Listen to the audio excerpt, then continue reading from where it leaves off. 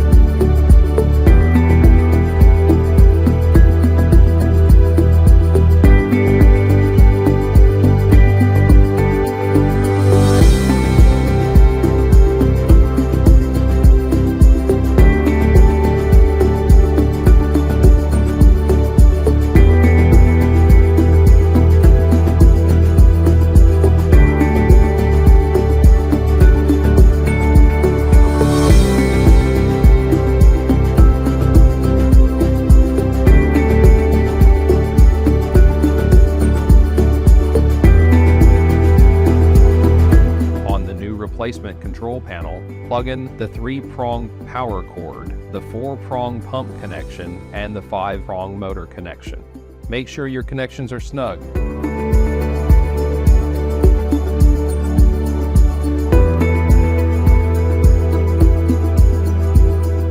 Tighten the screws into the housing. Replace your Kuul media by beginning on the outer edges and working towards the center. Pay close attention to the stickers on the evaporative media. The arrow stickers should point up and inward to make sure the media is installed properly. Replace the media flap, securing it with the screws. Turn on the pump and use the water adjustment valve to control the water flow over the Kuul Evaporative Media. If you have any questions, please contact our customer care team or fill out our contact form on portacool.com. Portacool is here to keep America cool.